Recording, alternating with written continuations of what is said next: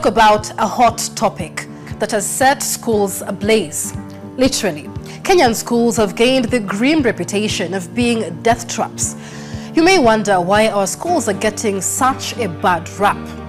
Well, if you look at the recent history, the answer isn't pretty. The death toll from the devastating fire at Hillside and Darasha Academy. After a fire razed a dormitory in the institution, the fire is said to have started at around 6 p.m. Parents of the students who died in the 2001 Changuli High School fire. 3 schools experienced fire incidents in separate parts of the country. But in a country that prides itself on its education system, why are so many schools unsafe? And why have we done so little to stop it?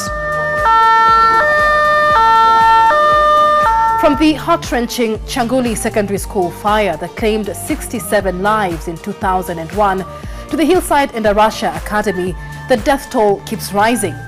Boarding schools have become the epicenter of this crisis.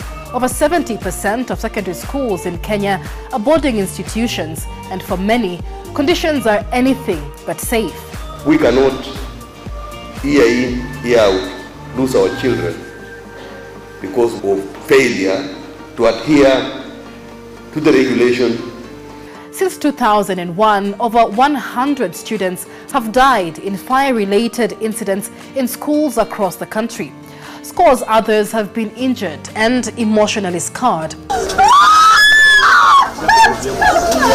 These aren't just numbers, they're our children. Most of our dormitories are not designed according to the building standards.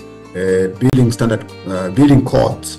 We are putting grills and burglar proofs on the windows in the dormitories. That should not happen. But nowadays you find that the dormitories, the doors are normally locked. Worse off from outside. In total, more than 400 fires have been reported in Kenyan boarding schools since 2008. Despite these horrific incidents, the Kenyan government's response has been as predictable as it is ineffective. All knee-jerk, no solution.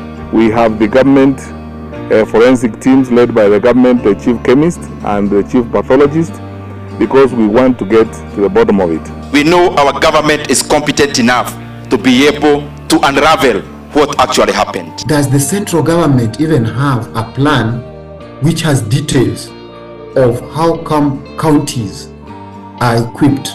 Even if I ask the Ministry of Interior or whoever is in charge of disasters, if I ask them, how many fire engines does Machakos County have? Do they even know? How many personnel have been trained in firefighting in a certain country? Do they even have? Each county operates on its own. Government up here also operates on its own. And that is where now, whenever we go to a disaster management scene, there is no coordination.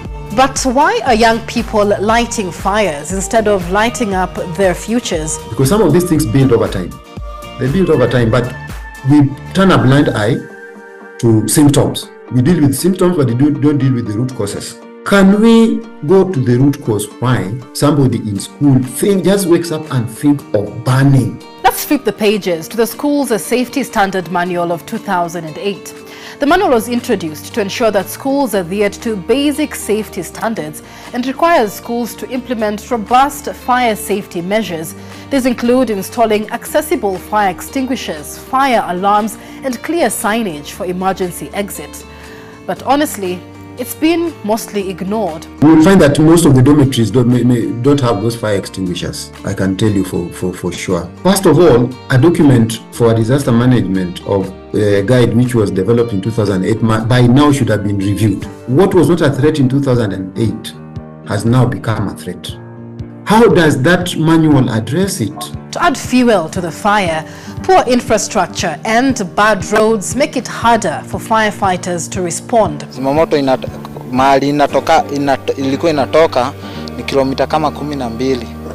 Lakini njia ilikuwa mbaya, njia ni mbaya, ni chafu sana. A road is a government infrastructure, it's not a school infrastructure. And government has got the mandate to develop and maintain roads. In 2020, Auditor General Nancy Gathungu pointed out that schools were totally unprepared for emergencies, and quality assurance officers were called out for not enforcing the manual. Now things got even trickier after the government's 2018 policy pushed for a 100% transition rate from primary to secondary school. Now, schools' capacities are overstretched, overcrowded, underfunded, and struggling to make even the most basic of safety upgrades. As the flames of neglect continue to burn, the lives of Kenyan children hang in the balance. By now, I would have expected the government to send building inspectors from Ministry of Public Works to go down to schools and check the buildings. What will it take for the government and school authorities to act? Because right now, we're all holding our breath, hoping the next fire doesn't happen anytime soon.